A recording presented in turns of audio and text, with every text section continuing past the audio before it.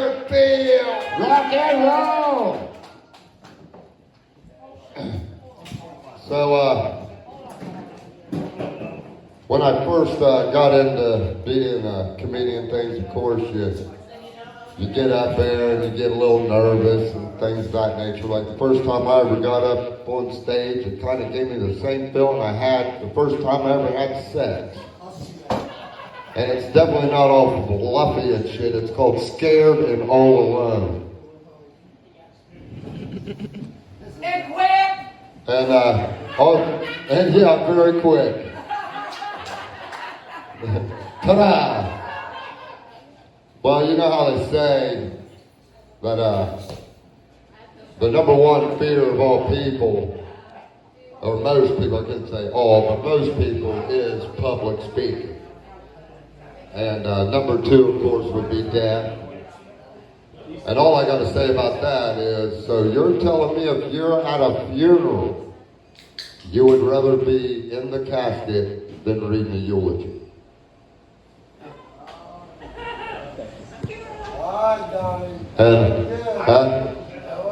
Well, it happened.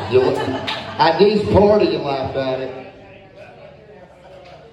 But then, like I say, it is kind of difficult being a comedian because you're up there more or less being a prostitute, selling yourself and shit. Yeah, just like you. But to me personally, it's really not the toughest thing to do in entertainment, because for me, I would say that would have to be a porn star, because I don't even like people watching me eat.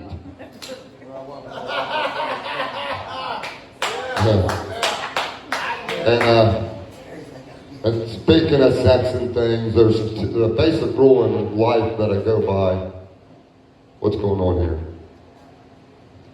You're still on the microphone, I can still hear you. Hello. Welcome back, Carter.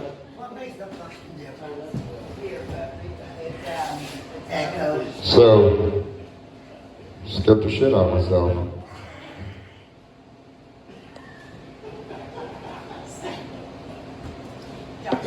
So I do have one basic rule in life,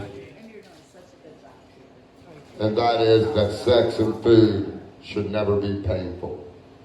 Like, there is no way in hell you should eat one Dorito and that son of a bitch swells your esophagus shut. And I've got another question. What the fuck does a safe word do for you when you got a gag ball in your mouth? Not a damn thing. You gotta say it with your other mouth. This mouth?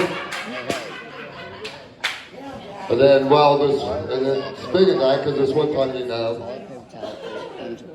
having the old relations, and this chick was like, choke me, and I was like, no. Yeah. And I was like, if you try to choke me, I'm gonna punch you. And she said, okay. And then I knew that was not a good thing. Oh.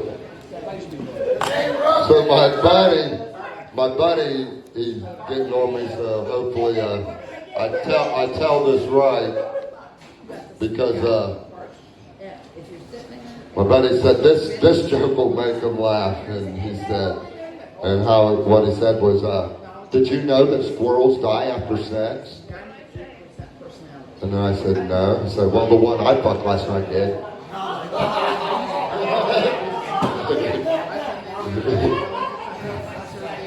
And then, like I say, when I did first start thinking about, getting into entertainment, I didn't want to be a rock star or an actress, and damn sure not a comedian. I wanted to be a porn star, or a stripper, sorry. A fucking stripper. But every time I don't take off my clothes, people would just laugh at me. So if you don't laugh at my jokes, I will take off my clothes. And if you don't think that's funny, just imagine a stick figure with a van of sausage hanging down. It probably looks like this.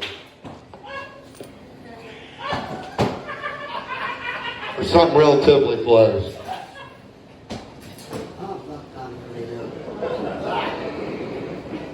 And I don't know how many people go by something other than your first name. Like me, my name's Donald. I go by Donnie.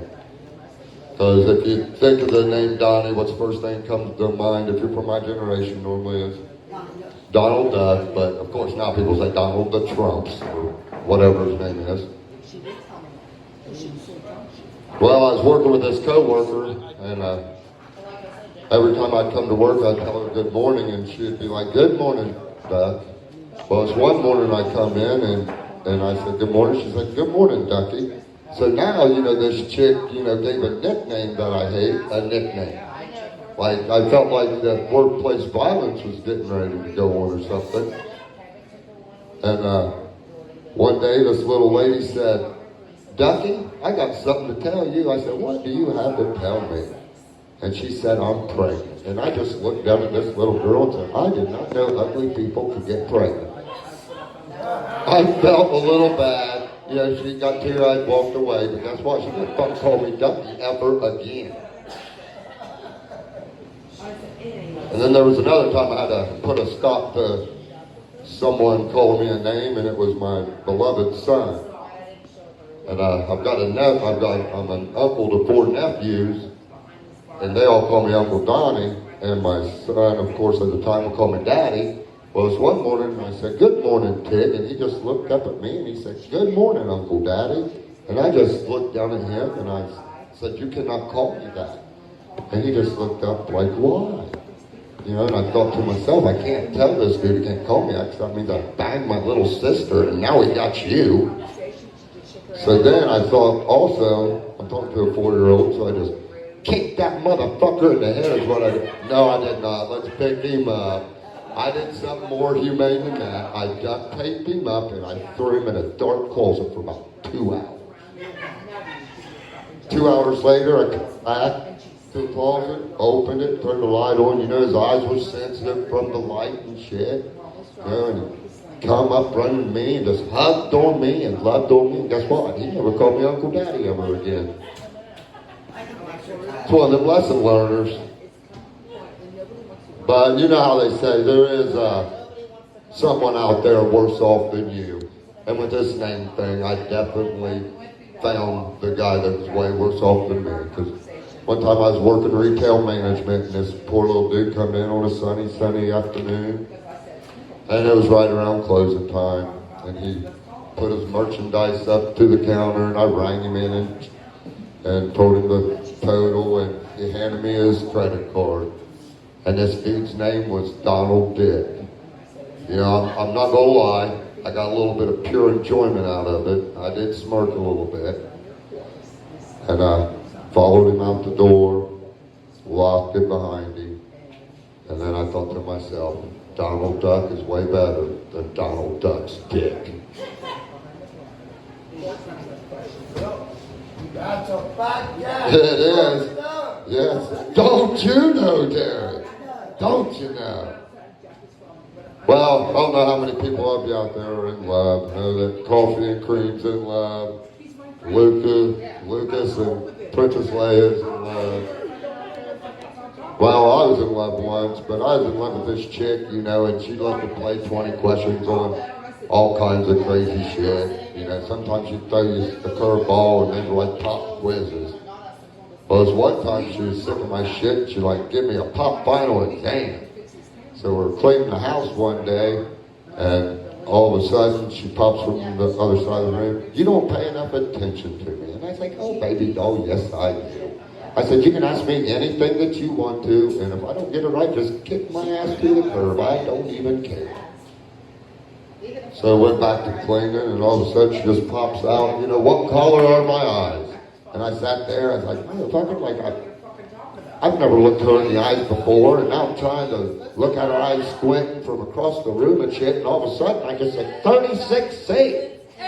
And she said, what? And she come running up to me, and she said, so you think my eyes are 36C and my boobs are blue? Now you're banging sperm fat, ain't you? Yeah, you help walk. Now, I don't know how many of y'all got caught up in the early days of the talk show.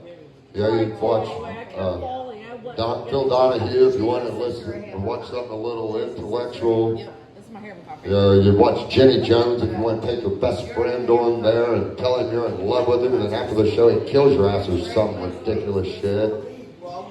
And Jerry, that shit is self-explanatory. You just don't know what you're going to watch here. But if you wanted to find your dad, who did you call? Jerry. No? Maury, thank you, Lucas. Well, one time when I was younger, my mom took me on Maury to try to find my dad. You know, we're sitting there getting interviewed. And, you know, asking us a couple questions. And then all of a sudden he said, and the results are in. And after he said, you are not the father to a couple dudes, he looked at my mom and said, you are not the mother. And I got all teared up inside, and I was like, Maury, what am I? Oh, I went on the show A Bastard. Now I'm leaving an orphan. I get all teared up inside. I was like, Maury, what am I supposed to do now? He said, you are 40 years old. Get the fuck off my stage. Thank you, everybody. I'm Sonny Donnie Rock and Roll. And now I think I'm going to say, fuck this.